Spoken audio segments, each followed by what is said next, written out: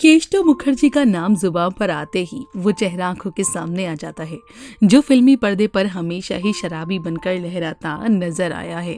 जबकि वो शराबी की एक्टिंग के लिए बूंद दारू तक नहीं पीते थे। फिल्मों में केष्टो मुखर्जी के बेहद छोटे किरदार रहे, लेकिन अपनी एक्टिंग से उन्होंने हर किसी का दिल जीत लिया। शराबी की एक्टिंग करने में केष्टो मुखर्जी के आगे कोई नहीं टिक पाता था। हालांकि केष्टो मुखर्जी को जिंदगी में काफी स्ट्रगल करना पड़ा। उन्हें गंदी और मैली कुचैली जगह में रहना पड़ा। खाने को अन्न का एक दाना भी नहीं था, पर स्ट्रगल कर इस आग ने केष्टो मुखर्जी को तपाकर कुंदन बना दिया था। वो कुंदन जिसने कई दशकों तक फिल्मी पर्दे के साथ साथ लाखों लोगों के दिलों पर राज किया। केष्टो मुखर्जी का जन्म 7 अगस्त 1925 को कोलकाता में हुआ था। बचपन से ही केष्टो को रुझान एक्टिंग की तरफ रहा, इसलिए वे नुक्कड़ नाटकों का हिस्सा बने और खूब तारीफें भी मिली। अपने 30 साल के लंबे करियर में केष्टो ने 90 फिल्मों में काम किया था। उन्होंने अपने करियर की शुरुआत 1952 में फिल्म नागरिक से की। श्राद्विक घटक ने केष्टो मुखर्जी को उनके करियर का पहला रोल दिया था। इसके बाद बारी ठेके पलिए, अजांतरिक और जुक्ति तक्को और गप्पो जैसी बंगाली फिल्मों में नजर आई। 1957 में आई फिल्म मुसाफिर से केष्टो मुखर्जी ने बॉलीवुड में कदम रखे। उसके बाद से उन्होंने पीछे मुड़कर नहीं देखा और 1996 तक काम किया। केष्टो मुखर्जी के करियर की आखिरी फिल्म 1996 में आई आतंक थी। वे 1981 में आई रेखा और राकेश रोशन स्टारर खूबसूरत में भी नजर आए। इस फिल्म के लिए उन्हें फिल्म फेयर का best performance in comic role का अवार्ड मिला था। केष्टो मुखर्जी ने फिल्मों में जो मुकाम हासिल किया उसे पाने से पहले बहुत दुखदायी स्थिति से गुजरना पड़ा। इंटरव्यू में केष्टो मुखर्जी ने अपने स्ट्रगल के दिनों की स्थिति शेयर करते हुए बताया था, मैं बहुत पीता हूँ। मैंने तब तक शराब पीना शुरू की थी जब मैं घर छोड़कर बॉम्बे में हीरो बनने आया था। मैं रेलवे क्वार्टर में बने एक गंदे और मैले कुचैले घर में रहता था। वहाँ खाने को कुछ नहीं था, बस पीने को ही था और मैं पीता था क्योंकि मैं फ्रस्ट्रेटेड था। मेरे पास कोई काम नहीं था। केष्टो मुखर्जी ने आगे कहा, मैं पीता था ताकि थोड़ा सो सकूं, इसलिए पीता था ताकि आसपास जो चूहे दौड़ रहे थे उनके बारे में भूल जाऊं। मेरे बराबर में ही कुत्ता सोता था। मैं टेंशन भुलाने के लिए पीता था। सिर्फ दारू ही थी जो मेरी सच्ची दोस्त थी और ये दारू ही थी जिसकी वजह से मुझे लोकप्रियता मिली। आजकल अगर कोई मेरा कोई नाम लेता है तो दिमाग में बेवड़े की छवि उभरती है। मैं अपने दोस्त को धोखा नहीं दे सकता। मैं अभी भी पीता हूँ। बस एक ही दिन था जब मैंने दारू की एक बूंद को हाथ नहीं लगाया था और वो था मेरा शादी का दिन। केष्टो मुखर्जी ने उसी इंटरव्यू में कहा था, मुझे पता है कि भूखे पेट रहना और गरीब होना क्या होता है, इसलिए वे दोबारा उसी गिरफ्त में नहीं जाना चाहते। उन्हें संतुष्टि है कि उनके पास जिस घर में वे हैं उसे उन्होंने खुद अपने खून पसीने की कमाई से ही बनाया है।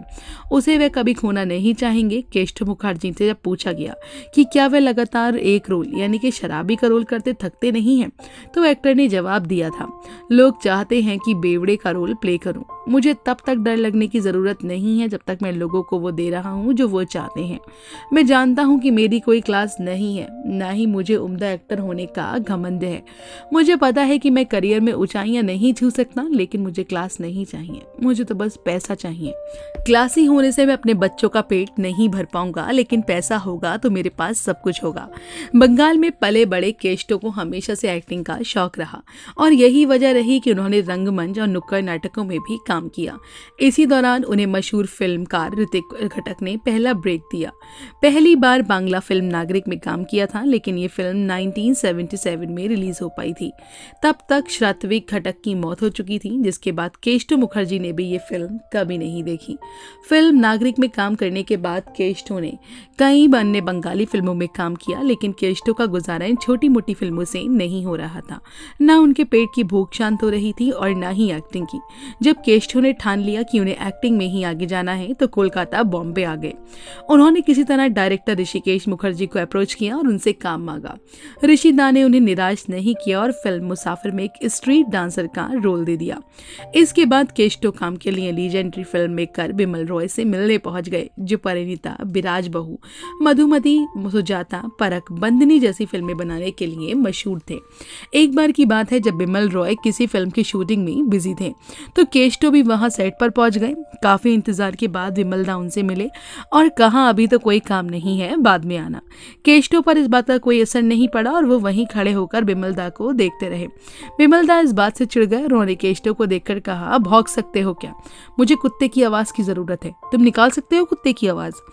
केष्टो ये सुनकर सन्न हो रह गए। कुछ देर शांत खड़े रहे, फिर कुत्ते की आवाज निकालनी शुरू कर दी। बिमलदा चौंक गए, वो निशब्द थे, लेकिन केष्टो अपना काम कर गए और फिल्म में इस तरह उनका रोल पक्का हो गया। केष्टो मुखर्जी में छिपे शराबी को पहचानने का श्रेय फिल्म डायरेक्टर असित सेन को जाता है, जिन्होंने उन्हें नूतन स्टारर 1970 की फिल्म माँ और ममता में एक शराबी का रोल दिया था। तब से बॉलीवुड में शराबी की भूमिका के लिए केष्टो पर्यायक बन गए। लेकिन केष्टो ने शराबी की एक्टिंग कैसे सीखी? बबलू बताते हैं, हम जुहू में जहाँ रहते थे वहाँ एक पापड़ बेचने वाला आता था। वो नशे में चूर रहता था और पापड़ बेचने के लिए दिलचस्प तरीकों से आवाज़ निकालता था। पिताजी रोज उसकी ये हरकत नोटिस किया करते थे। ऐसे में जब असित सेन ने उन्हें फिल्म में शराबी का रोल ऑफर किया तो उन्होंने उसी पापड़ वाले का स्टाइल अपनाया और ये ट्रिक काम भी कर गई। फिल्म दर फिल्म पापा का यही अंदाज उनके सिग्नेचर स्टाइल बन गया। धीरे धीरे उनकी पॉपुलैरिटी इतनी बढ़ गई कि फिल्म डिस्ट्रीब्यूटर उन्हें मेकर्स से फिल्म लेने की डिमांड करने लगे। स्क्रिप्ट में ऐसी गुंजाइश तलाशनी जाने लगी कि कहीं न कहीं शराबी के तौर पर केष्टो को फिल्म में दिखाया जा सके। वैसे ऐसा बिल्कुल नहीं है कि केष्टो सिर्फ शराबी की भूमिकाओं के लिए याद किए जाते हैं। रमेश सिप्पी 1975 में आई फिल्म शोले में वो हरिराम नाई बने, जो हड़बड़ी में एक कैदी की आधी मूवी साफ कर देता है। किशोर कुमार और सुनील दत्त 1968 की पड़ोसन में उन्हें कलकतिया का किरदार निभाया, जो किशोरदा की टीम का गायक रहता है। महमूद की साधु और शैतान में भी वह गायक बने थे। एक नारी एक ब्रह्मचारी 1971 में डॉक्टर तो बासु चटर्जी की फिल्म पिया का घर 1972 में एक टैक्सी ड्राइवर के किरदार में भी दिखाई दिए। ऋषिकेश मुखर्जी की चुपके चुपके 1975 में भी वे ड्राइवर के रोल में थे, जिसे आज भी उनकी सबसे दिलचस्प फिल्म माना जाता है। बबलू मुखर्जी के मुताबिक पापा को लेकर यह गलतफहमी है कि उनका निधन आर्थिक तंगी की वजह से हुआ, जबकि ऐसा बिल्कुल भी नहीं था। वो अपने दौर के हाईएस्ट पेड कॉमेडियंस में से एक थे। मुंबई के पॉश एरिया जुहू में उनका 1200 स्क्वायर फीट का फ्लैट था। उनके पास कोई कमी नहीं थी। उनका निधन एक दर्दनाक एक्सीडेंट कार में हुआ था। फरवरी 1982 में वो मुंबई के नजदीक स्थित एक गणपति मंदिर में दर्शन करने जा रहे थे तो ट्रक ने कार को पीछे से टक्कर मार दी। पिताजी की कार में जिस तरह वो बैठे थे वहीं दरवाजा टक्कर से खुल गया। बबलू बताते हैं कि टक्कर इतनी जोरदार थी कि उनके पिता केष्टो को आधा शरीर कार से बाहर निकला था और सिर खुदा घिसट गया था। उनका इलाज भी चला, लेकिन अधिक खून बह जाने के कारण डॉक्टर्स ने जवाब दे दिया था। बबलू ने बताया था कि इसके बाद वे पिता को घर ले आए थे, जहां वो 2 मार्च 1982 को महज 56 साल की उम्र में उनका निधन हो गया था। पिता के निधन के बाद बबलू मुखर्जी ने भी फिल्मी दुनिया में एक कदम रखा। उन्होंने कभी एक्टर बनने के बारे में नहीं सोचा था। बबलू बताते हैं, पिताजी मुझे पायलट बनाना चाहते थे। उन्होंने हमेशा पढ़ाई लिखाई भी एविएशन इंडस्ट्री के मुताबिक ही करवाने की कोशिश की, लेकिन उनके निधन के बाद सब कुछ बदल गया। लोगों ने मुझे एक्टिंग के ऑफर देने शुरू कर दिए। कई बार पापा की मिमिक्री करने के भी ऑफर मिले, लेकिन मैं इस बात को लेकर हमेशा से क्लियर था कि मैं कभी भी फिल्म में, टीवी शो या फिर मैं अपने पापा की नकल नहीं करूंगा। मैं जानता था मेरा कंपैरिजन हमेशा उनसे किया जाएगा, इसलिए मैंने कोई भी ऐसा ऑफर नहीं स्वीकार किया। मैंने काम में हमेशा अपनी पहचान बनाने की कोशिश की। बबलू ने दिल 1990 में, खिलाफ 1991, इसी का नाम जिंदगी 1992, ढूंढते रह जाओगे 1998 और स्वीटी वेड्स NRI 2017 में जैसी फिल्मों में काम किया।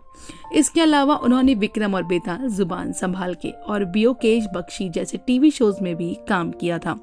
बबलू ने 2022 में अपने पिता को ट्रिब्यूट देने के लिए उनके नाम पर केष्टो मुखर्जी एक्टिंग अकेडमी मुंबई में खोली है।